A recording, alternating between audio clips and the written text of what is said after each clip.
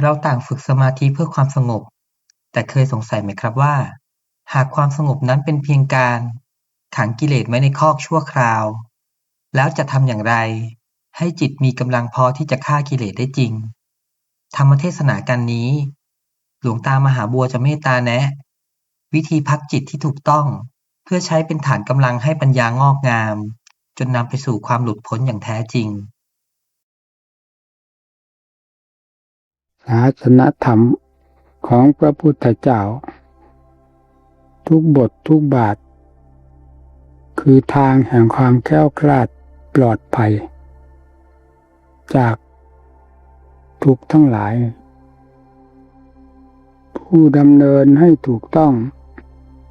ตามหลักแห่งสวากขาตธรรมนี้แล้วย่อมจะเป็นผู้สงบเย็นไปโดยลำดับ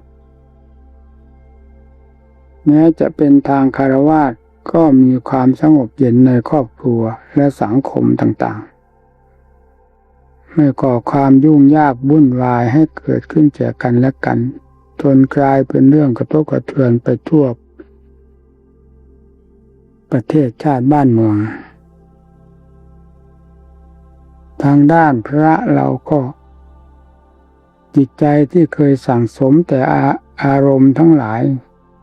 ตลอดเวลาไม่มีการยับยั้งไม่มีการพักตัวเลยนั้นก็มีเวลาที่จะพักผ่อนหย่อนอารมณ์เข้าสู่ความสงบได้โดยไม่ต้องสงสัยโดยทางจิตภาวนาเป็นสำคัญจิตภาวนานี้เป็นธรรมชาติที่คุยเกี่ยวขุดค้นหาหลักความจริงทั้งหลายทั้งเป็นฝ่ายสมุทัยทุกข์ทั้งเป็นฝ่ายมรรคนิโรธจะทราบในระยะเดียวกันเพราะธรรมทั้งสี่ประเภทนี้เป็นธรรมเกี่ยวโยงกันผู้ค้นคว้าย่อมจะทราบสิ่งเหล่านี้โดยลำดับไปด้วยกันถ้าใช้การบังคับบัญชาจิตใจของตนด้วยสติไม่พลั้งให้เผลอไปตามอารมณ์แห่งความต่ำทรามทั้งหลายที่เคยเป็นมาและฝังลึกอยู่ภายในใจจะมีแต่ความสงบเยือกเย็นไปโดยลำดับภายในจิตใจที่ใจไม่สงบก็คือใจถูกผลักดันออกให้คิดตามเรื่องของสมุทัยซึ่งตัวสมุทัยนั้นก็เป็นตัวผลักดันออกมาคือกิเลสนั่นแหละผลักดันจิตใจให้คิดให้ปรุงจึงปรุงแต่เรื่องของทุกข์ของสมุทัยไปโดยลำดับลำดางานของจิตจึงมีแต่เรื่องของทุกข์ของสมุทัยเต็มหัวใจท่านหัวใจเราในวงปฏิบัติโดยเฉพาะไม่ต้องพูดถึงเรื่องโลกสงสารที่เขาไม่รู้เรื่องรู้ราวอะไรเลยเราพูดในวงปฏิบัติของเราซึ่งควรจะทราบสาเหตุของสิ่งเหล่านี้ด้วยจิตภาวนาแต่ก็ทราบไม่ค่อยได้และทราบไม่ได้เพราะอะไรเพราะความสนใจรู้สึกจะมีน้อยความตั้งใจมีน้อยความมุ่งมั่นมีน้อยหรือไม่มีถ้าสิ่งเหล่านี้บกพร่องไปงานการของเราที่ทำคือจิตภาวนาก็ย่อมบกพร่องไปตามพลั้งเผลอประติดประต่อกันได้ชั่วครู่ชั่วยามแล้วก็เผลอไปเพราะความตั้งใจความจดจ่อมีน้อยความมุ่งมั่นมีน้อยเข็มทิศทางเดินอันแน่นหนามั่นคงก็คือความมุ่งมั่นนี่เป็นสำคัญมากได้เคยดำเนินมาแล้วจึงได้นำมาอบรมสั่งสอนหมู่เพื่อนว่าเป็นผลมีผลให้เกิดโดยลำดับลำดาจนเป็นที่พอใจเพราะความตั้งมั่นความหมายมั่นปั้นมือความมุ่งมั่นนี่สำคัญมากเป็นเข็มทิศเพื่อ ความภาคเพียรความอุตสาห์พยายามความอดความทนในการแก้กิเลสหรือฆ่ากิเลสนั้นให้เป็นไปตามๆกันด้วยความมีกำลังโดยสม่ำเสมอเพราะความมุ่งมั่นเราฝังไว้ลึกเป็นหลักแน่นภายในจิตใจแล้วถ้าไม่มีหลักมีเกณฑ์อะไรทำไปวันหนึ่งพอให้แล้ววันแล้วคืนเท่านั้นอย่างไรก็ต้องเป็นไปตามที่เคยเป็นมาแล้วนี่แหละหาหลักหาเกณฑ์ไม่ได้จิตจะสั่งสมตั้งแต่เรื่องทุกเรื่องสมุทัยเต็มหัวใจจนล้นหัวใจไม่มีที่ตรงที่วางเพราะไม่หยุดต้นเหตุคือความคิดปรุงด้วยอำนาจของสมุทัยนั้นผลักดันให้เกิดทุกข์ขึ้นมาเป็นลำดับลำดาหัวใจดวงหนึ่งน่าจะได้บรรจุอัตธรรมเข้าสู่ตัวเองแล้วกลับกลายเป็นเรื่องขวนขวายสิ่งเหล่านี้โดยหลักธรรมชาติของมันเองอยู่ตลอดเวลาจิตจะหาความสงบร่มเย็นได้อย่างไรนี่นักปฏิบัติของเราที่ไม่ได้เหตุได้ผลต้นปลายอะไรพอ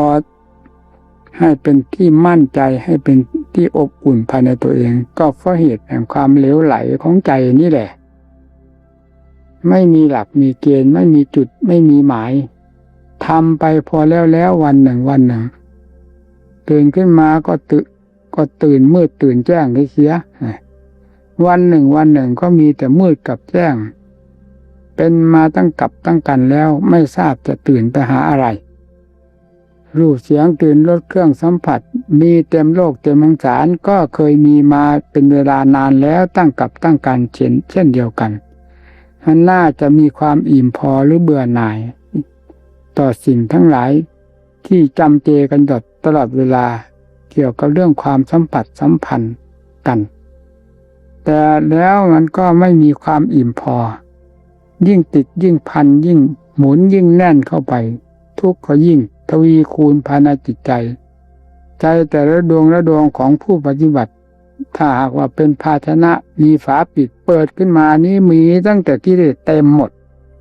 ทำแม้นิดหนึ่งก็ไม่ค่อยจะปรากฏและไม่ปรากฏเลยแล้วเราจะหวังเอามรรคผลนิพพานที่ไหนขอให้ท่านทั้งหลายคิดให้มากในข้อนี้ผมวิตกวิจารณ์หมู่เพื่อนเป็นลำดับลำดายิ่งเท่าแก่ทำงานไม่ได้คือให้การอบรมสั่งสอนไม่ได้เท่าไหร่ก็ยิ่งทำให้วิตกวิจารณ์เป็นห่วงเป็นใยหมู่เพื่อนมากขึ้นโดยลำดับเพราะสิ่งที่มันสั่งสมตัวของมันก็ดังที่กล่าวนี้ในหัวใจใดของพระปฏิบัติเราที่ไม่สั่งสมสิ่งนี้โดยอัตโนมัติแล้วอยากจะพูดว่ามันจะไม่มีนะหรือไม่มี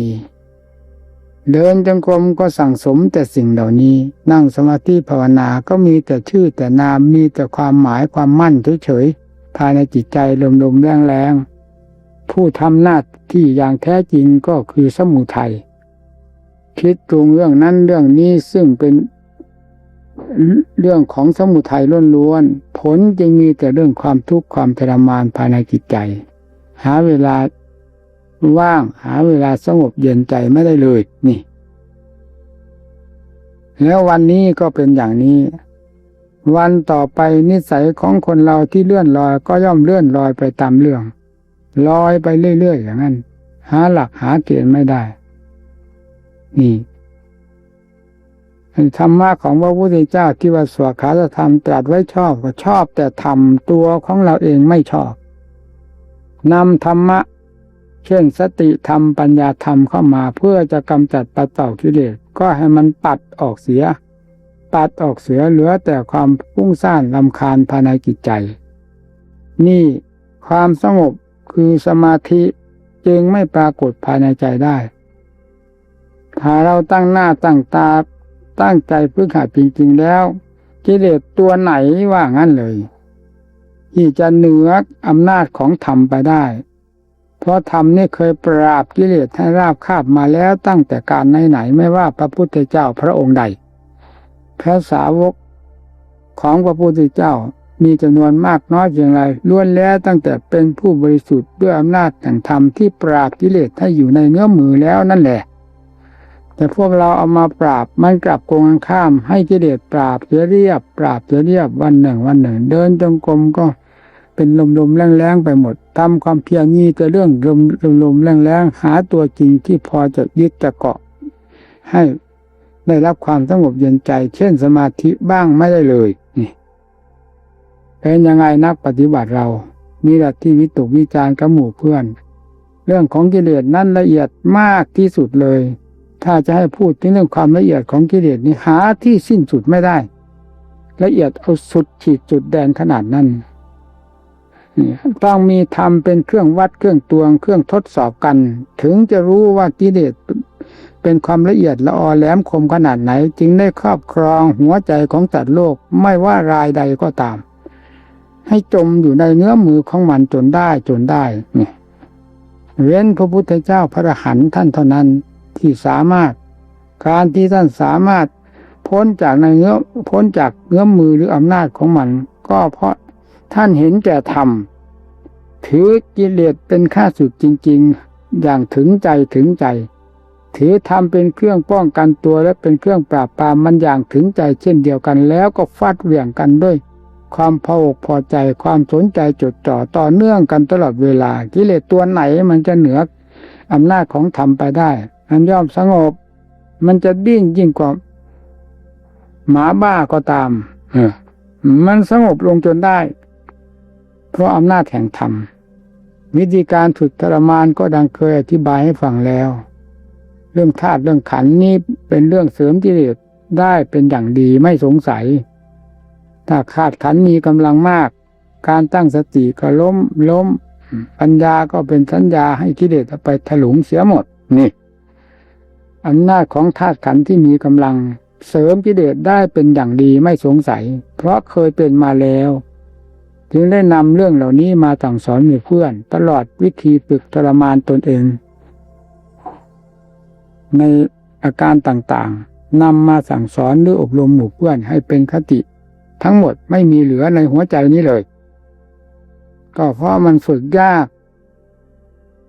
ผู้ที่จะปฏิบัติธรรมให้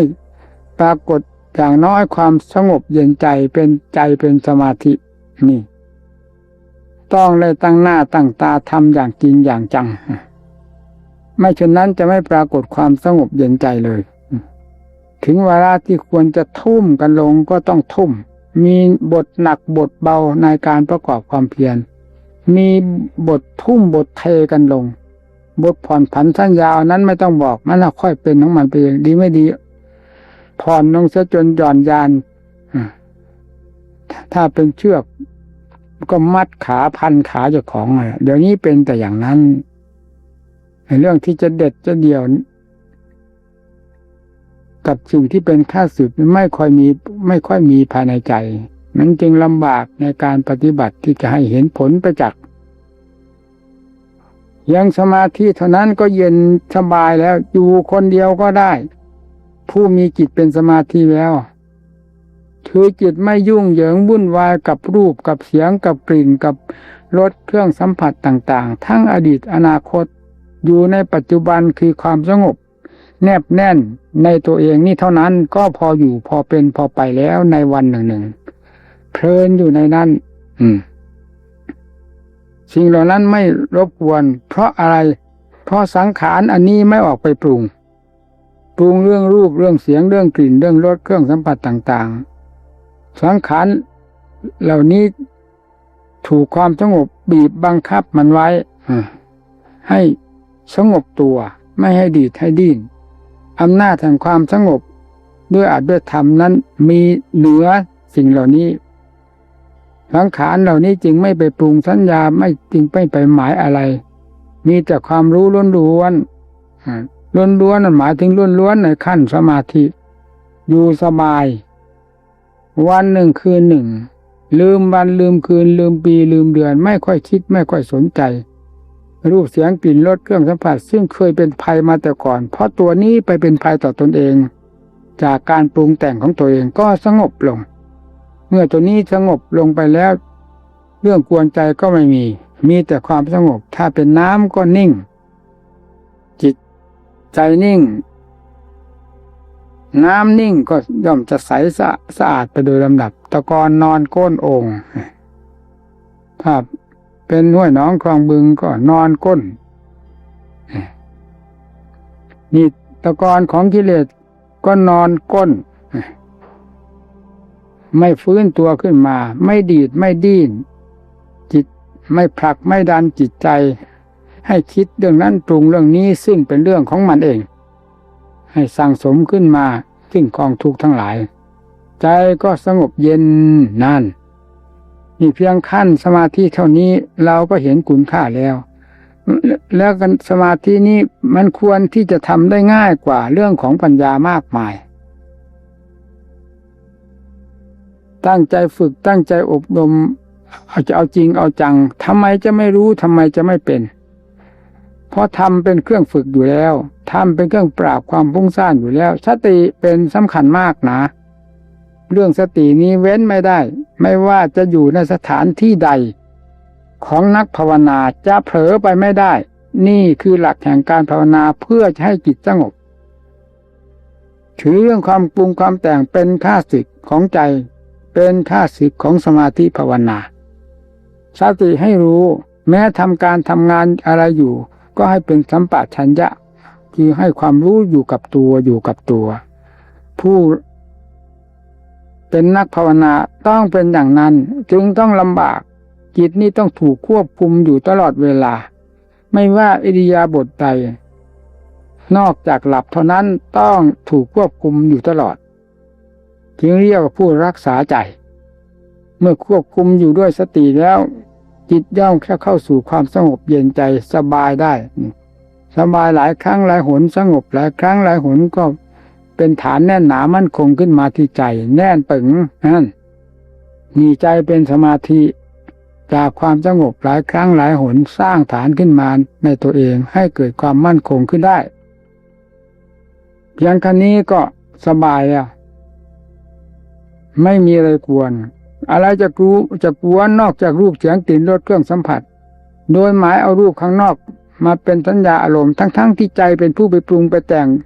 เรื่องราวเหล่านั้นเข้ามารูปไม่ทราบเขาอยู่ที่ไหนเสียงกลิ่นรสเครื่องสัมผัสไม่ทราบเขาอยู่ที่ไหนแต่ผู้นี้ปรุงขึ้นมาสดๆร้อนๆเผาตัวเองมันจึงเกิดความทุกข์ขึ้นมาเมื่อความสงบทับหัวมันอยู่แล้วมันก็ไม่ปรุงไม่แต่งแล้วก็อิ่มตัวเองคือใจอิ่มอยู่ในตัวเองได้อาหารคือความสงบเป็นเครื่องดื่มเป็นเครื่องเสวยมันจึงไม่หิวโหยในอาหารในอารมณ์ทั้งหลายซึ่งเป็นพิษเป็นภัยเหล่านั้นใจจึงสบายนี่เรียกว่าใจอิ่มตัวเมื่ออิ่มตัวแล้วจะพาก้าวทางด้านปัญญาจึงง่ายเพราะอะไรเพราะไม่ทะเลทลายจิตอิ่มอารมณ์เมื่อจิตอิ่มอารมณ์แล้วเราจะพาพิจารณาเรื่องทางด้านปัญญาจะเป็นไตรลักษณ์ใดก็ตามหรืออสุภะอสุภังในร่างกายของเขาของเราตลอดสัตว์ทั่วโลกดินแดนเห็นเป็นอสุภะอสุภังไม่หยุดไม่ถอยในการพิจารณาหรือแยกออกเป็นอนิจจังก็ดีทุกขังก็ดีอนัตตาก็ดีอยู่โดยสม่ำเสมอจิตต้องมีความหยั่งทราบลงไปโดยลำดับลึกซึ้งลงไปละเอียดลงไปต่อไปความรู้ที่เป็นความจริงอันนี้ก็ซึมซาบเข้าสู่หัวใจกลายเป็นใจที่จริงต่อใจรักจริงต่ออสุภะอสุภังนั่นแหละที่นี่จะเริ่มรู้ความจริงทั้งหลายเพราะสิ่งเหล่านี้เป็นความจริงอันว่าสวยว่างามว่ากีรังถาวรนั้นมันเป็นเรื่องของกิเลสปรุงแต่งหลอกสัตว์โลกต่างหากมันไม่ใช่ความจริงความจริงแท้ก็ดังที่กล่าวนี่แหละปัญญาเวลาก้าวก็ก้าวอย่างนี้ก้าวไปไหนก็ทำงานตามหน้าที่ของตนเพราะไม่ทะเลทลายเนื่องจากไม่หิวโหยในอารมณ์ท่านจึงว่าสมาธิปริทาวิตาปัญญามหาปลาโหติมหาในสร้างซ่าปัญญาที่สมาธิอบรมแล้วย่อมมีผลมากมีอานิสงส์มากท่านกล่าวไว้อย่างนั้นในตำราให้ภาคปฏิบัติเพื่อพูดเอาความเลยแปลโดยอัดก็ปัญญาที่สมาธิ หนุนหลังแล้วย่อมเดินคล่องตัวนะเดินได้คล่องแคล่วว่องไวไม่ทะเลถลายไปนอกลู่นอกทางปัญญาปริภาวิตังจิตตังสัมมะเดวะอาเสหิมุจติจิตเมื่อปัญญาซักฟอกแล้วย่อมหลุดพ้นจากกิเลสทั้งปวงโดยชอบนี่แหละหลักความจริงที่พระพุทธเจ้าทรงสั่งสอนไม่นอกเหนือไปจากนี้เลยกิจที่ควรจะพิจารณาปัญญาจริงควรพิจารณาไม่นอนจมอยู่ในความสงบเฉยๆซึ่งได้เพียงสมาธิแค่นั้นถ้าเป็นสัตว์ก็ไล่เข้าคอกเข้าที่เกินกรอบเท่านั้นเองยังไม่ได้ฆ่าปัญญานั่นแหละเป็นทางฆ่ากิเลสเป็นเครื่องมือฆ่ากิเลสเป็นอุบายวิธีการฆ่ากิเลสฆ่าไปโดยลำดับพิจารณาลงไปเรื่อยๆหากรู้เองในตัวของผู้พิจารณาเพราะฉะนั้นจึงต้องเพลินพอรู้นั้นรู้นี้เห็นนั้นเห็นนี้แก้นั้นได้แก้นี้ได้ละนั้นได้ละนี้ได้ด้วยอำนาจของปัญญาอยู่ตลอดเวลาแล้วทำไมจะไม่เพลินในผลของตนที่ทำลงไปนี่ที่ท่านว่าอุทธัจจะเมื่อขึ้นเต็มที่แล้วก็กลายเป็นเรื่องอุทธัจจะคือมันเพลินเกินไปให้ยับยั้งจิตเข้าสู่สมาธิคือความสงบใจอันเป็นการพักงานของจิตเสียบ้างนั่นเมื่อจิตได้พักพอสมควรแล้วก็เท่ากับคนที่ทำงานเหน็ดเหนื่อยเมื่อยล้าแล้วมาพักผ่อนนอนหลับหรือรับทานอาหารมีกำลังแล้วค่อยทำงานต่อไปอีกเรื่องของปัญญาก็ทำงานเช่นเดียวกันการพักจิตเข้าสู่สมาธิเป็นการพักงานของปัญญาไม่ทำพักจิตมีกำลังแล้วออกก้าวเดินพิจารณาดังที่เคยพิจารณานั้นนี่ทางแก้กิเลสเป็นอย่างนี้ขอให้ทุกท่านจำเอาไว้ไม่เป็นอย่างอื่นวิธีการเป็นอย่างนี้แล้วจิตที่ไม่เป็นสมาธิเอาให้เป็นอย่าถอยจะเป็นจะตายกับการฝึกการแก้กิเลสตัวให้เข้าสู่ความสงบนี้เอาแก้ลงไปเป็นก็เป็นตายก็ตายฝังกันลงไปสินักรบถอยได้ถอยได้หรือเอาให้จิตมีความสงบเย็นใจให้เห็นเพียงเท่านี้ก็พออยู่พอกินพอเป็นพอไปไม่เดือดร้อนวุ่นวายนักบวชหรือนักปฏิบัติเรานี่เรียกว่ามีทุนตั้งตัวได้ด้วยสมาธิจากนั้นก็คลี่คลายทางด้านปัญญาที่จะหาผลประโยชน์ผลกำไรเพิ่มเติมขึ้นเรื่อยๆจนกระทั่งถึงขั้นมหาเศรษฐีธรรมนั่นแหละจะเป็นมหาเศรษฐีอะไรเมื่อก้าวทางด้านปัญญาแล้วก็ให้พิจารณาดังที่ว่านี้ไม่นอกเหนือไปจากอสุภะอสุพังทุกขังอนิจจังอนัตตานี้เลยจะพิจารณาภายนอกก็ตามภายในก็ตามเพราะคำว่าสมุทัยคือกิเลสนั้นมันเป็นได้ทั้งภายนอกภายในติดได้ทั้งภายนอกติดได้ทั้งภายในรักชังได้ทั้งภายนอกทั้งภายในเราจะพิจารณาทั้งภายนอกภายในตามจริตนิสัยที่ชอบไม่ผิดพิจารณาลงให้มันถึงเหตุถึงผลให้ถึงความจริงนั่นแหละเป็นความถูกต้องแต่พิจารณาอสุภะก็ในร่างกายของเราของใครก็ตามมันก็เป็นกองอสุภะอสุพังป่าช้าผีดิบอยู่แล้วตั้งแต่วันเกิดมานู่นจนตั้งป่านนี้แล้วยังจะเป็นและจะแสดงอย่างเด่นชัดในเวลาตายอีกจะขนาดไหนเวลานี้มันก็มีของมันอยู่อย่างนั้นพิจารณาตามเรื่องความเป็นจริงนี่คือความจริงที่เรียกว่าธรรมความจำปลอมก็คือว่าสวยว่างามอย่างนั้นอย่างนี้กีรังถาวรนี่คือความจำปลอมของกิเลสที่มันหลอกลวงของสัตว์หลอกลวงสัตว์โลกให้ลุ่มหลงไปตามมันเพราะฉะนั้นโลกจึงหลงไม่มีอะไรหลอกมันไม่หลงแหละกิเลสนั่นแหละมันหลอกเราโง่กว่ามันฉลาดกว่าเราแล้วก็หลอกทั้งที่เป็นอย่างนี้แต่กิเลสหลอกเป็นอย่างนั้นก็เป็นไปตามเขาสิเพราะเราไม่มีหลักมีเกณฑ์ไม่มีความจริงเป็นเครื่องวัดเครื่องตวงกันเป็นคู่แข่งกันถ้ามีปัญญาพิจารณาสิ่งที่ว่าเป็นความจริงทั้งหลายเช่นอสุภะอสุพังเป็นต้นแล้วความสวยงามมันจะมาจากไหนมันจะมาต่อสู้ได้เพราะอันนี้เป็นความจริงอันนั้นเป็นของปลอมมันต้องล้มละลายไปจนได้นั่นแหละแต่พูดถึงเรื่องกฎของไตรลักษณ์ก็เหมือนกันอันนี้จังมันแปรอยู่ตลอดเวลาสภาพไหนไม่แปรมีหรือในสกลกายของเรานี่แม้แต่จิตใจกิริยาของมันก็แสดงแห่งความแปรอยู่ตลอดเวลาไม่เห็นเหรอทุกขังจิตได้รับความทุกข์บ้างไหมได้รับความสุขบ้างไหม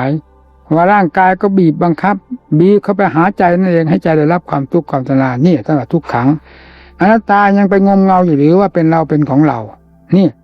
พิจารณามันลงเห็นลงตามความจริงนี่เรียกว่าปัญญาอย่างทราบเข้าไปอย่างทราบเข้าไปรู้เข้าไปเรื่อยๆจิตก็เพลินในรายได้นั่นแหละที่นี่เมื่อเพลินในรายได้แล้วจิตไม่ต้องบังคับการพิจารณาทางด้านปัญญาไม่เหมือนขั้นเริ่มแรกที่ออกฝึกหัดทางด้านปัญญานั่นต้องเลยบังคับไม่งั้นมันทะเลถลายส่วนมากไม่ทะเลถลายไปรูปเสียงกลิ่นรสมันจะทะเลถลายเข้ามาพักจิตมันขี้เกียจพิจารณาเพราะเห็นว่าเป็นงานเป็นหนักเหมือนกับคนขี้เกียจไปทำงานตากแดดตากฝนบ้างขุดดินฟันไม้บ้างก็เห็นว่าเหน็ดเหนื่อยเมื่อยล้าไปนอนอยู่เสียว่าสบายนี่จิตก็มันมีที่นอนมีที่พักมีที่สงบคือสมาธิมันก็กลับเข้ามานี่เสียเพราะฉะนั้นจึงได้ฉุดได้ลากออกไปเพราะงานทางด้านปัญญามันยังไม่เห็นผลเมื่องานทางด้านปัญญาได้เห็นผลแล้วที่นี่เพลินเรื่อยดีไม่ดีต้องล้างเอาไว้ล้างโดยสมาธิให้เข้าสู่สมาธิไม่ใช่ล้างแบบไปไว้ที่ไหนล้างเข้ามาสู่สมาธิให้สงบอารมณ์ของตัวบ้างคำว่าปัญญาก็คืองานจิตนั่นแหละเป็นผู้ทำงานทางด้านปัญญาก็ต้องมีเหน็ดเหนื่อยเมื่อยล้าแล้วย้อนเข้ามาพักนี่เรียกว่างานพอเหมาะพอดีถึงเวลาพิจารณาไม่ต้องห่วงเรื่องของสมาธิ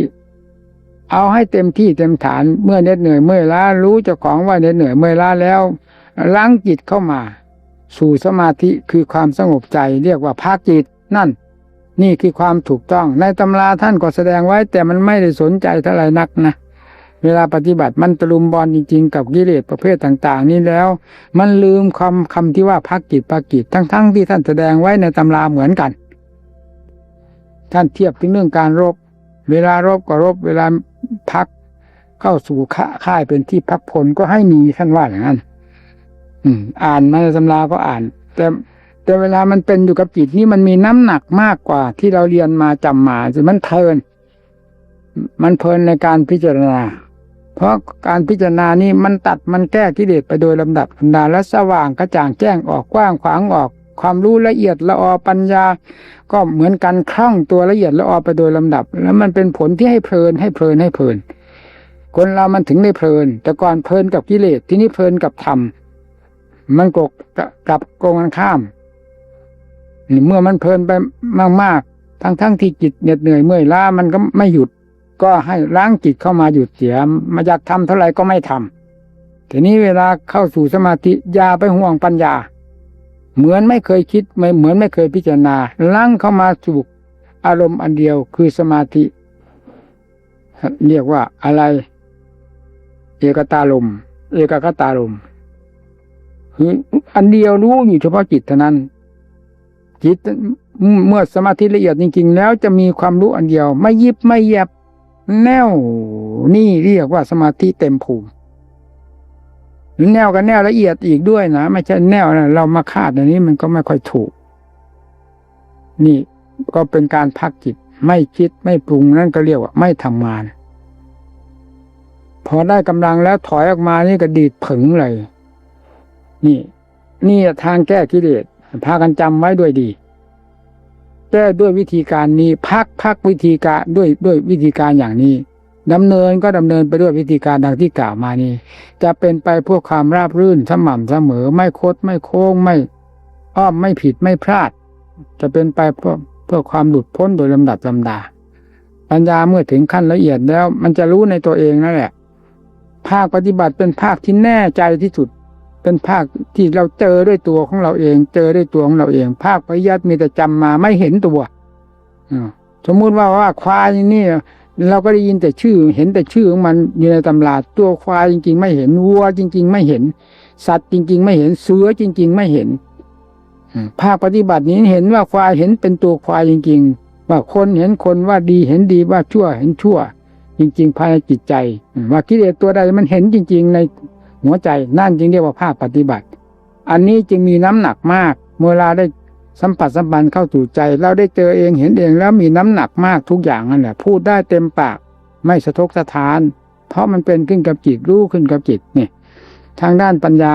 ที่พิจารณากิเลสทั้งหลายฆ่ากิเลสก็เป็นอย่างนั้น ถึงเวลาที่ฆ่ากิเลสแล้วหมุนตัวเป็นธรรมจักรเลยมันถึงทันการกันกับกิเลสที่มันหมุนตัวเป็นวัฏจักรอยู่ในหัวใจของเรามาดั้งเดิมจนคล่องตัวเป็นอัตโนมัติมันสร้างแต่ตัวของมันสร้างตัวของมันอะไรๆเป็นเนื้อเป็นหนังของมันทั้งนั้นเป็นเรื่องของกิเลสแม้ที่สุดเดินจงกรมนั่งสมาธิภาวนาในขั้นเริ่มแรกที่เราไม่ได้เรื่องราวเขาเป็นเรื่องขวนขวายกิเลสไปเสียทั้งมวลโดยเจ้าตัวก็ไม่รู้เพราะมันคล่องตัว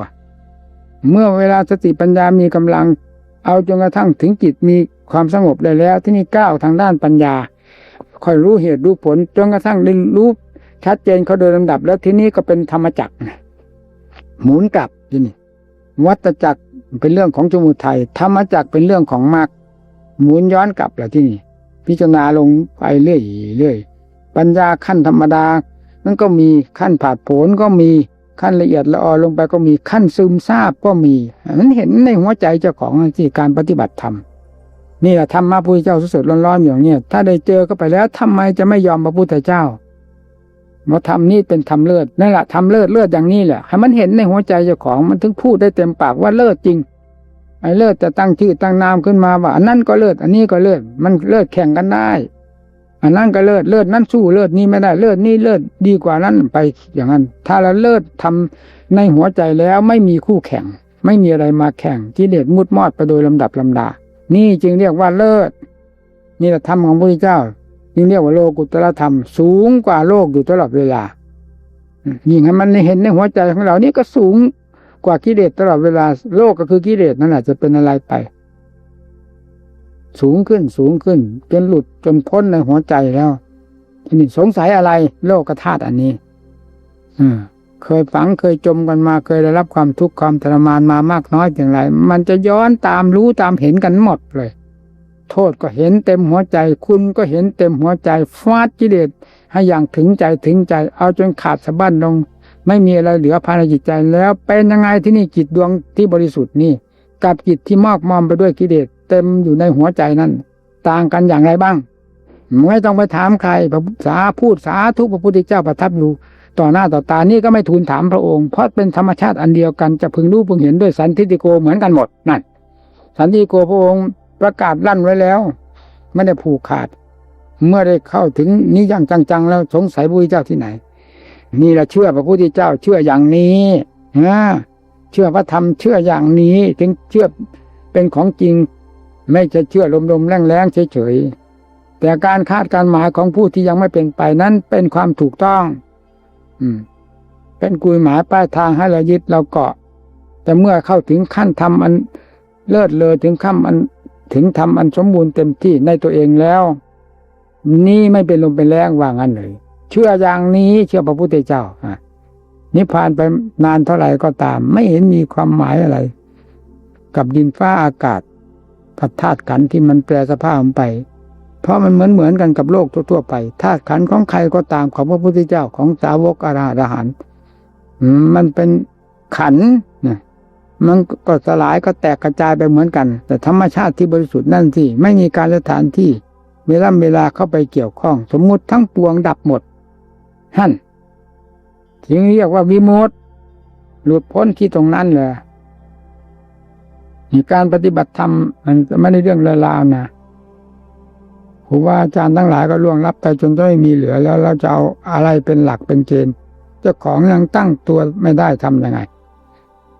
ถ้าไม่ตั้งเวลานี้จะตั้งไงเรื่องของกิเลสต้องฝืนวันยั่งค่ำเอาจำให้ดีคำนี้การต่อสู้กิเลสต้องฝืนวันยั่งค่ำจนกว่าจะถึงขั้นราบลื่นแล้วไม่ฝืน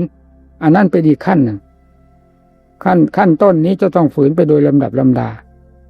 อะไรถ้ามีชอบเป็นเรื่องกิเลสเลย ถ้าไม่ชอบจะเป็นเรื่องธรรมเพราะกิเลสไม่ให้ชอบไม่ใช่ธรรมไม่ให้ชอบนะกิเลสไม่ให้ชอบถ้าเป็นเรื่องธรรมแล้วกิเลสสกัดทันทีไม่ให้ชอบถ้าเป็นเรื่องของกิเลสเปิดโล่งให้เลยให้ชอบนี่โลกถึงได้ตีถ้าไม่มีอะไรมาย้อมมาแฝงมาหนุนอยู่แล้วจะติดหาอะไรอันนี้สิ่งที่มาหนุนนั้นมันก็ไม่รู้เลยที่ว่าคืออะไรก็คือกิเลสนั่นแหละมันแล้วทำเหนือมันแล้วมันก็รู้ไปหมดนะอะไรหนุนอะไรไม่หนุนอะไร เป็นธรรมชาติของจริงล้วนๆมันก็รู้อะไรเ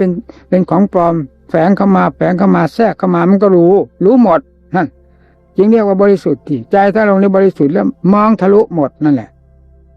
นี่กิเลสตัวไหนมันจะละเอียดขนาดไหนก็ความบริสุทธิ์นี่มันเลยนั่นแล้วเลยความละเอียดนั้นไปอีกแล้วนั่นมันถึงได้เห็นชัดทุกแง่ทุกมุมสิพระพุทธเจ้าดูพวกเราทั้งหลายนี่เหมือนดูสัตว์นั่นเองจะผิดอะไรไปเพราะฉะนั้นจึงสงสารมากไม่รู้ภาษาอะไรถูกให้กิเลสจูงจมูกไปอย่างนั้นหมุนไปทางรูปคิดไปทางรูปก็จูงทางเสียงก็จูงทางกลิ่นทางรสเครื่องสัมผัสต่างๆมีแต่ถูกจูงไปโดยไม่รู้เนื้อรู้ตัวไปแบบเพลินจนลืมตายนี่พวกเราโง่หรือฉลาดพิจารณาสินี่แหละสำคัญมากทำทะลงในเหนือนี่แล้วทำไมมันจะไม่เห็นกันอย่างชัดเจนไม่ปรงธรรมสังเวชล่ะเรื่องความเป็นอยู่ของสัตว์โลกทั้งหลายกับธรรมชาติที่บริสุทธิ์พุทโธพ้นไปแล้วนั้นมองลงมามันเป็นยังไงนั่นแหละจึงเรียกว่าทำเลิศอย่างนั้นสิท่านมองพวกเราท่านเป็นยังไงพวกเราหูหนาตาเถื่อนท่านหูแจ้งตาสว่างรอบด้านโลกวิถูมองดูผู้มืดหูหนาตาเถื่อนงกงันล้มคลานเป็นยังไงนี่แหละพวกเรามันเป็นอย่างนั้นแหละเวลานี้ใครจะรีบตั้งเนื้อตั้งตัวเพื่ออาจด้วยธรรมพระเจ้าให้รีบเสียนะตายแล้วไม่เกิดประโยชน์อะไรตายแล้วก็ไปเกิดเหมือนเก่านั่นแหละเกิดก็ทุกข์อันเก่านั่นแหละเอามันไม่หมดในหัวใจนี่มันรู้อยู่นั้นแล้วเป็นกังวลอะไรกับเรื่องความเป็นความตายภาษาธาตุขันธ์มันสลายตัวของมันลงไปเท่านั้นเรื่องมันก็มีเท่านั้นท่านหมดเรื่องของสมมุติแล้วเรื่องเป็นเรื่องตายก็เป็นเรื่องสมมุติจะมีอะไรมาเป็นภาระให้หนักหน่วงแต่จิตใจท่านไม่มีเนี่ยวันนี้แสดงทำนี่ก่อนรู้สึกเหนื่อยแล้วเอาละพอท่านเหนื่อยแล้วก็ต้องหยุดเมื่อเทศจิตมันก็ไม่ออกมาทางธาตุทางขันธ์นี่ก็หมุนมันไปพอมันแยบออกมารู้เหนื่อยมันก็บุดเลยล่ะเพราะว่ามันไม่มีงานอะไรจิตมันถ้าพูดแบบโลกเรามันสนุกพิจารณาสนุกเที่ยวทั่วได้โลกธาตุเที่ยวตลอดวันนะผมไม่อยากพูดกับกายเพื่อหากคนมาไม่ขาดมันก็หารับอยู่ก็แรงเต็มไม่มีเวลาเหนื่อยคนมากก็ให้เรารู้สึกจะมากกว่าทุกวัดนะอะไรนั้นก็มีบ้างเล็กน้อยว่าเรามันมากตลอดไม่ว่าตอนเช้าตอนขายตอนบ่ายตอนเย็นนี่ก็มันหดมากเลยนะนี่หดเขามากนะที่แต่ถ้าขันมันหดเข้ามาเกี่ยวกับภาระคืออะไรนี่ไม่อยากเล่นอะไรเลยมันเป็นของมันเองนะเราเป็นกับใครรับทราบมันเท่านั้นเป็นของมันเองเหมือนกับเครื่องมือเนี่ยมันค่อยสึกค่อยหล่อเข้ามาสึกหล่อเข้ามาทุกสัดทุกส่วนของเครื่องมือหักขันผลลบมีเร็วที่สุดอะไรอันนี้จึงคอยแต่ก็ลดไปแต่สุดผลบวกไม่ค่อยมีพอส่งไว้รถส่งไว้ขั้วรถมีหูทนเองจริงนะกับผู้กับคนกับญาติกับโยมพระเนรผมทนตัวเนี่ยในงั้นธรรมดานิสัยผมผมไปนานแล้วนะมันจะเป็นไปได้อย่างไกลหวังก็คือหาที่ทำถ้าทำเขาวันเล็กบางน้อยเลยอาศัยเขาวันหนึ่งมีในบนภูเขานี่หลงไปมีตะวันมาคอยสันนี่อยู่สบายเจ้าของไม่มีอะไรยุ่งแบบเที่ยวไหนก็เที่ยวไปเที่ยวมันเป็นธรรมไงดูอะไรมันก็เป็นธรรมไปหมดมันไม่เป็นโลกเมื่อมันเป็นธรรมแล้วมันเป็นอย่างนั้นแหละมันเป็นธรรมไปหมดเลยเวลามันเป็นโลกอะไรก็เป็นโลกไปหมดเนี่ยเมื่อเวลาจิต เป็นธรรมชาติของมันอย่างนี้แล้วมันก็มองดูฟังเสียงอะไรๆนี่มันเป็นธรรมหมดเลยมันก็ลื่นเรื่องเลยที่อย่างนั้นไม่มีโลกเข้ามายุ่งอันนี้กี่ปาฐะเนี่ยถึงว่าแสนทนเลยกิเลสก็ว่าเราดุเลยเราเมตตาจะตายดุด่าว่ากล่าวนี้จะเป็นไปด้วยความเมตตาทั้งนั้นนะกิเลสมันซึ่งเป็นข้าศึกต่อธรรมนี่ไม่ว่างั้นนี่จะว่าท่านดุท่านด่าอะไรว่าไปเรื่องกิเลสล้วนๆหรือมันเป็นเรามันไม่มีอย่างนั้นจะอะไรมามีว่างั้นเลยมีกิเลสเท่านั้นพาให้เป็นฟาดเรียบบุดลงไปแล้วมันจะอะไรมามีวะเราข้อวัดปฏิบัติตอนเช้าตอนเย็นตอนไหนเป็นไงใครมาย่อหย่อนมาทำหมู่ห้วนให้หนักใจไม่ได้นะผมยิ่งกำลังอ่อนยิ่งไม่กับอะไรนะจึงอย่าให้หนักใจดูก็รู้เล่นกับอะไรเมื่อไหร่วันหนึ่งอยู่ไปเมื่อเกี่ยวกับเรื่องคนผมบังคับเอานะเพราะด้วยความสงสารนั่นแหละมันพอถูกว่าไถไปอย่างอื่นอย่างใดมันไม่มองไม่เห็นเนี่ยมันมีแต่ความสงสารเรื่องของกิเลสนี่มันเป็นเรื่องขยักขยงจริงนะแล้วอย่าจะอด